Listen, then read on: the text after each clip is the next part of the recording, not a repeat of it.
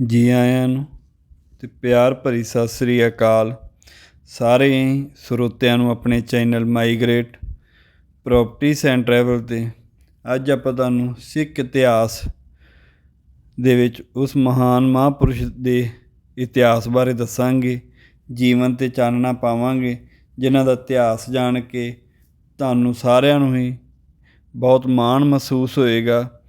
ਸੋ ਅੱਜ ਆਪਾਂ ਇਤਿਹਾਸ ਦੱਸਣ ਜਾ ਰਹੇ ਹਾਂ ਮਹਾਂਪੁਰਸ਼ ਸੰਤ ਤੇਜਾ ਸਿੰਘ ਜੀ ਮਹਾਰਾਜ, ਜਿਹੜੇ ਕਿ ਸਿੱਖਾਂ ਦੇ ਲਈ ਬਹੁਤ ਹੀ ਜਿਨ੍ਹਾਂ ਨੇ ਗੌਰਵਮਈ ਕੰਮ ਕੀਤੇ ਅਤੇ ਵਿਦੇਸ਼ਾਂ ਦੇ ਵਿੱਚ ਵੱਖ-ਵੱਖ ਦੇਸ਼ਾਂ ਦੇ ਵਿੱਚ ਜਾ ਕੇ ਸਿੱਖੀ ਦਾ ਬੂਟਾ ਲਾਇਆ ਅਤੇ ਸਿੱਖਾਂ ਦੇ ਲਈ ਹੱਕ ਦੀ ਲੜਾਈ ਲੜੀ। ਅਤੇ ਜਿਨ੍ਹਾਂ ਦੀ ਜੇ ਸਿੱਖਿਆ ਦੀ ਗੱਲ ਕਰੀਏ ਤਾਂ ਬਹੁਤ ਵੱਡੀ, ਜਿਨ੍ਹਾਂ ਨੇ ਸਿੱਖਿਆ ਦੇ ਵਿੱਚ ਮੱਲਾਂ ਮਾਰੀਆਂ, ਅਤੇ ਉਹਨਾਂ ਦਾ ਸਾਰਾ ਇਤਿਹਾਸ ਜਾਣਾਂਗੇ। ਸੋ ਸਾਰਿਆਂ ਨੂੰ ਬੇਨਤੀ ਆ, ਆਪਣੇ ਚੈਨਲ ਨੂੰ ਲਾਈਕ ਸ਼ੇਅਰ ਸਬਸਕ੍ਰਾਈਬ ਕਰੋ ਅਤੇ ਬੈਲ ਆਈਕਨ 'ਤੇ ਦਬਾਓ, ਅਤੇ ਇਸ ਦੇ ਨਾਲ ਜੁਆਇਨ ਦੀ ਆਪਸ਼ਨ ਆ, ਉੱਥੇ ਜਾ ਕੇ ਤੁਸੀਂ ਆਪਣੀ ਸਪੋਰਟ ਵੀ ਕਰ ਸਕਦੇ ਹੋ।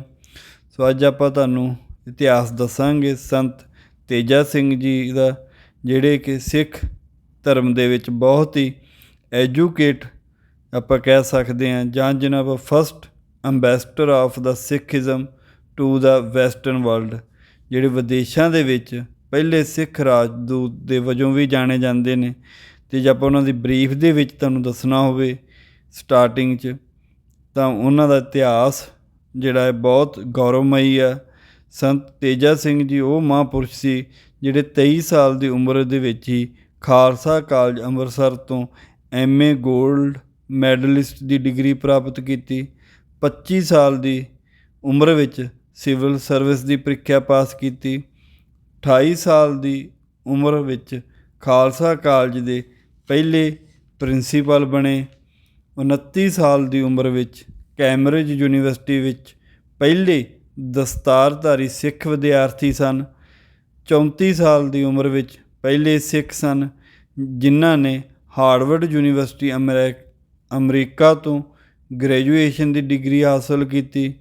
42 ਸਾਲ ਦੀ ਉਮਰ ਵਿੱਚ ਬਨਾਰਸ ਹਿੰਦੂ ਯੂਨੀਵਰਸਿਟੀ ਦੇ ਟੀਚਰ ਕਾਲਜ ਦੇ ਪਹਿਲੇ ਸਿੱਖ ਪ੍ਰਿੰਸੀਪਲ ਬਣੇ। ਆਪ ਨੇ ਹੀ ਅਮਰੀਕਾ, ਕੈਨੇਡਾ ਅਤੇ ਇੰਗਲੈਂਡ ਵਿੱਚ ਪਹਿਲਾ ਗੁਰਦੁਆਰਾ ਸਥਾਪਿਤ ਕੀਤੇ, ਅਤੇ ਆਪ ਨੇ ਹੀ ਕੈਨੇਡਾ ਦੇ ਵੈਨਕੂਵਰ ਸ਼ਹਿਰ ਵਿੱਚ ਅੰਮ੍ਰਿਤ ਸੰਚਾਰ ਕਰਵਾਇਆ। ਇਸੇ ਹੀ ਸ਼ਹਿਰ ਵਿੱਚ ਸਿੱਖ ਮਰਿਆਦਾ ਦੇ ਅਨੁਸਾਰ ਪਹਿਲਾ ਆਨੰਦ ਕਾਰਜ ਵੀ ਆਪ ਨੇ ਹੀ ਕਰਵਾਇਆ। ਅਤੇ 80 ਸਾਲ ਦੀ ਉਮਰ ਵਿੱਚ ਅਖੀਰ ਵਿੱਚ ਆ ਕੇ ਆਪ ਨੇ ਕਲਗੀਧਰ ਟਰੱਸਟ ਬੜੂ ਸਾਹਿਬ, ਜੋ ਕਿ ਸੋਲਨ ਦੇ ਵਿੱਚ ਹੈ, ਜਿਸ ਦੀ ਆਪ ਨੇ ਸਥਾਪਨਾ ਕੀਤੀ। ਸੋ ਇਹ ਜੇ ਤੁਹਾਡਾ ਬਰੀਫ ਦੇ ਵਿੱਚ ਇਤਿਹਾਸ ਆ। ਹੁਣ ਆਪਾਂ ਤੁਹਾਨੂੰ ਸਟੈਪ ਬਾਈ ਸਟੈਪ ਸਾਰਾ ਇਤਿਹਾਸ ਦੱਸਾਂਗੇ ਸੰਤ ਤੇਜਾ ਸਿੰਘ ਜੀ ਮਹਾਰਾਜ ਦਾ। ਆਪ ਜੀ ਦਾ ਜਨਮ 14 ਮਈ 1877 ਨੂੰ ਪੱਛਮੀ ਪੰਜਾਬ ਦੇ ਗੁਜਰਾਂਵਾਲ ਜ਼ਿਲ੍ਹੇ ਦੇ ਪਿੰਡ ਬੰਨੋਵਾਲੀ ਵਿਖੇ ਹੋਇਆ। ਪਿਤਾ ਜੀ ਦਾ ਨਾਮ ਰੁਲੀਆ ਸਿੰਘ ਮਹਿਤਾ ਸੀਗਾ, ਮਾਤਾ ਜੀ ਦਾ ਨਾਮ ਸਦਾ ਕੌਰ ਸੀ। ਆਪ ਜੀ ਦੀ ਸਕੂਲ ਦੀ ਜਿਹੜੀ ਵਿੱਦਿਆ ਹੈ ਉਹ ਫਜ਼ਲ ਨਗਰ ਦੇ ਸਰਕਾਰੀ ਸਕੂਲ ਵਿੱਚ ਹੋਈ, ਅਤੇ ਲਾਹੌਰ ਦੇ ਗੌਰਮੈਂਟ ਕਾਲਜ ਵਿੱਚੋਂ ਸੰਨ 1900 ਦੇ ਵਿੱਚ ਆਪ ਨੇ MA ਅੰਗਰੇਜ਼ੀ ਦੇ ਵਿੱਚ ਪੰਜਾਬ ਭਰ ਤੋਂ ਪਹਿਲਾ ਨੰਬਰ ਪ੍ਰਾਪਤ ਕਰਕੇ ਗੋਲਡ ਮੈਡਲ ਹਾਸਲ ਕੀਤਾ ਸੀ। ਅਤੇ ਆਪ ਜੀ ਸ਼ੁਰੂ ਤੋਂ ਹੀ ਬੜੇ ਹੀ ਸਾਧੂ ਸੁਭਾਅ ਵਾਲੇ ਅਤੇ ਬੜੇ ਹੀ ਇੰਟੈਲੀਜੈਂਟ ਅਤੇ ਆਪਦੀ ਕੰਮ ਦੇ ਵਿੱਚ ਬਹੁਤ ਧਿਆਨ ਰੱਖਣ ਵਾਲੇ ਬੱਚੇ ਸੀਗੇ। ਇਸ ਤੋਂ ਬਾਅਦ ਆਪ ਨੇ LLB ਦੀ ਡਿਗਰੀ ਲੈ ਕੇ ਵਕਾਲਤ ਦਾ ਕੰਮ ਸ਼ੁਰੂ ਕੀਤਾ, ਪਰ ਵਕਾਲਤ ਦੇ ਵਿੱਚ ਜਿਵੇਂ ਆਪ ਨੇ ਦੇਖਿਆ ਥੋੜ੍ਹੀ ਚਲਾਕੀ ਠੱਗੀ ਠੋਰੀ ਦਾ ਕੰਮ ਜ਼ਿਆਦਾ ਹੁੰਦਾ ਹੈ, ਅਤੇ ਆਪ ਦਾ ਉੱਥੇ ਮਨ ਨਾ ਲੱਗਾ।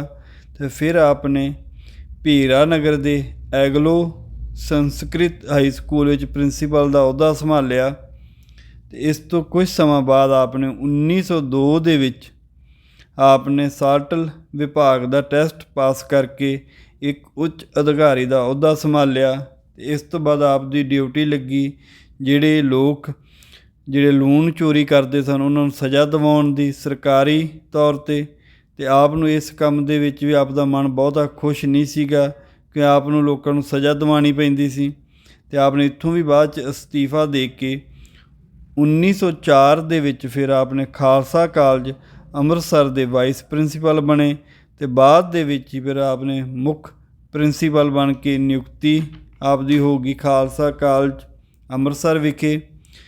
ਫਿਰ ਕੁਝ ਸਮੇਂ ਬਾਅਦ ਆਪ ਜੀ ਦੇ ਮਿਲਾਪ ਬਾਬਾ ਅਤਰ ਸਿੰਘ ਜੀ ਮਹਾਰਾਜ ਜੋ ਕਿ ਮਸਤੂਆਣੇ ਨੇ ਉਹਨਾਂ ਦੇ ਨਾਲ ਹੋਈ ਅਤੇ ਆਪ ਜੀ ਉਹਨਾਂ ਦੇ ਪ੍ਰਭਾਵ ਥੱਲੇ ਆਏ।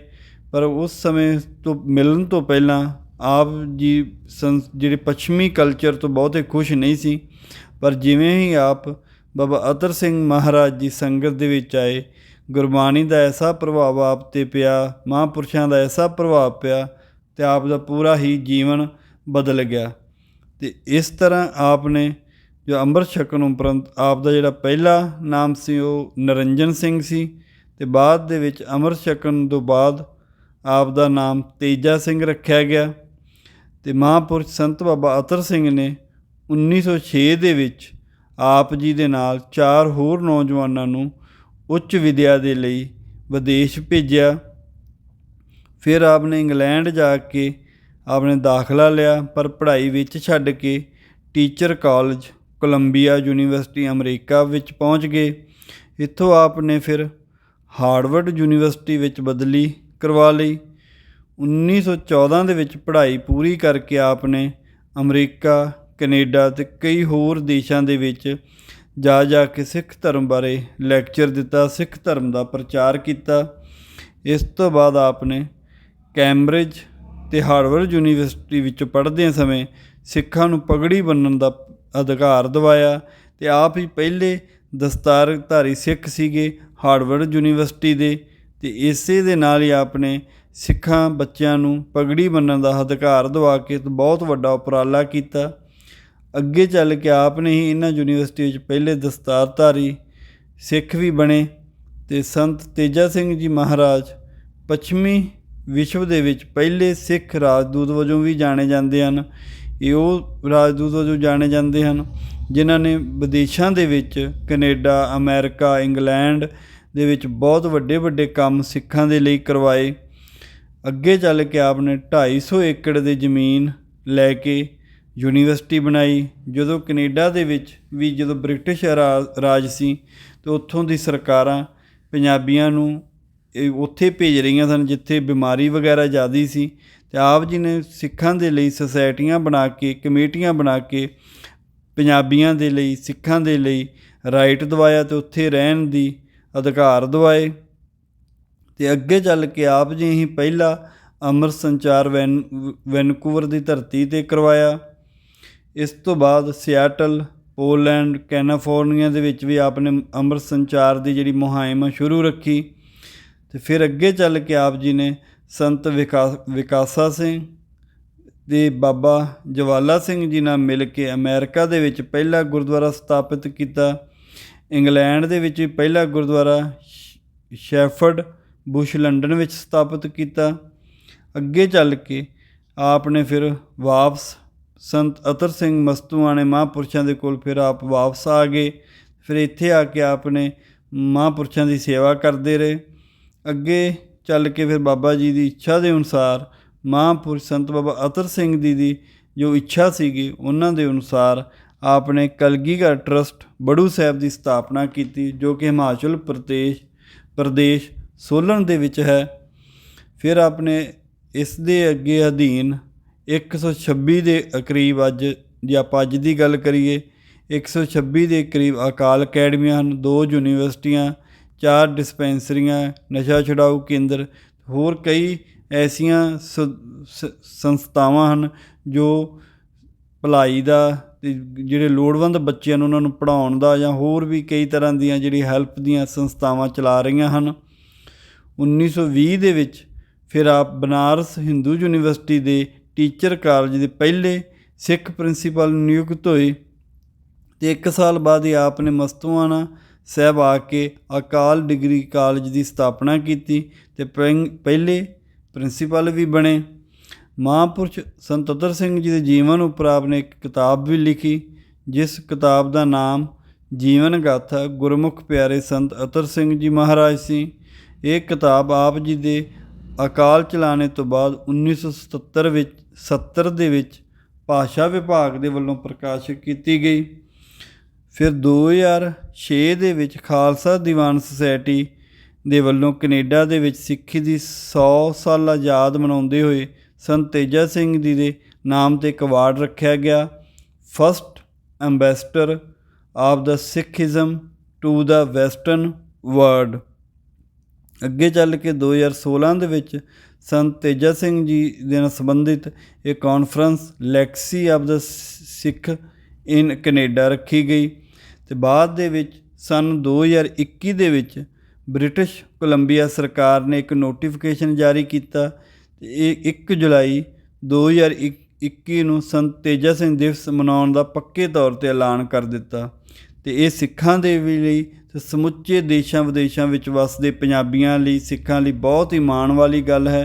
ਅਤੇ 3 ਜੁਲਾਈ 1965 ਨੂੰ ਆਪ ਗੁਰੂ ਹੁਕਮ ਦੇ ਅਨੁਸਾਰ ਸਰੀਰਕ ਝੋਲਾ ਤਿਆਗ ਕੇ 5 ਤੱਤਾਂ ਦੇ ਵਿੱਚ ਵਿਲੀਨ ਹੋ ਗਏ। ਸੋ ਇਹ ਆਪ ਜੀ ਦਾ ਮਹਾਨ ਜੀਵਨ ਸੀ। ਸੋ ਇਹ ਅੱਜ ਇਸ ਦਾ ਇਤਿਹਾਸ ਦੱਸਣ ਦਾ ਆਪਣਾ ਇਹ ਸੀਗਾ। ਅੱਜ ਵੀ ਬੱਚੇ ਬਾਹਰ ਜਾ ਰਹੇ ਹਨ ਅਤੇ ਉਹਨਾਂ ਨੂੰ ਵੀ ਤੁਸੀਂ ਬਾਹਰ ਜਾ ਰਹੇ ਹੋ, ਬਾਹਰ ਜਾ ਕੇ ਪੜ੍ਹਾਈਆਂ ਕਰੋ, ਉੱਚ ਵਿੱਦਿਆ ਲਓ, ਸਿੱਖੀ ਦੇ ਨਾਲ ਜੁੜੋ। ਸੋ ਸਾਨੂੰ ਬੜਾ ਹੀ ਇਸ ਗੱਲ 'ਤੇ ਮਾਣ ਹੋਣਾ ਚਾਹੀਦਾ ਆ ਸੰਤ ਤੇਜਾ ਸਿੰਘ ਜੀ ਦੇ, ਜਿਨ੍ਹਾਂ ਨੇ ਸਭ ਤੋਂ ਪਹਿਲਾਂ ਵਿਦੇਸ਼ਾਂ ਦੇ ਵਿੱਚ ਸਿੱਖੀ ਦਾ ਪ੍ਰਚਾਰ ਬੜੇ ਹੀ ਪਿਆਰ ਭਾਵਨਾ ਦੇ ਨਾਲ, ਬੜੀ ਹੀ ਦਲੇਰੀ ਨਿਡਰਤਾ ਦੇ ਨਾਲ ਕੀਤਾ ਅਤੇ ਅੱਜ ਪੂਰੀ ਦੁਨੀਆ ਦੇ ਵਿੱਚ ਸੰਤ ਤੇਜਾ ਸਿੰਘ ਨੂੰ ਜਾਣਿਆ ਜਾਂਦਾ ਹੈ। ਸੋ ਸਾਰਿਆਂ ਨੂੰ ਹੀ ਇਸ ਗੱਲ 'ਤੇ ਮਾਣ ਹੋਣਾ ਚਾਹੀਦਾ ਆ। ਅਤੇ ਅੱਗੇ ਵੀ ਆਪਾਂ ਇਸੇ ਤਰ੍ਹਾਂ ਦੀਆਂ ਵੀਡੀਓ ਹੋਰ ਲੈ ਕੇ ਆਵਾਂਗੇ। ਜੇ ਤੁਹਾਨੂੰ ਇਹ ਵੀਡੀਓ ਵਧੀਆ ਲੱਗੀ ਸਾਨੂੰ ਕਮੈਂਟ ਬਾਕਸ ਦੇ ਵਿੱਚ ਜ਼ਰੂਰ ਦੱਸੋ। ਜੇ ਤੁਸੀਂ ਹੋਰ ਕੋਈ ਵੀਡੀਓ ਦੇਖਣਾ ਚਾਹੁੰਦੇ ਹੋ, ਕੋਈ ਹੋਰ ਇਤਿਹਾਸ ਜਾਣਨਾ ਚਾਹੁੰਦੇ ਹੋ ਤਾਂ ਕਮੈਂਟ ਬਾਕਸ ਦੇ ਵਿੱਚ ਦੱਸੋ। ਤਾਂ ਆਪਾਂ ਫਿਰ ਦੁਬਾਰਾ ਇੱਕ ਹੋਰ ਨਵੀਂ ਇਤਿਹਾਸਕ ਜਾਣਕਾਰੀ ਦੇ ਨਾਲ ਤੁਹਾਡੇ ਰੂਬਰੂ ਹੋਵਾਂਗੇ।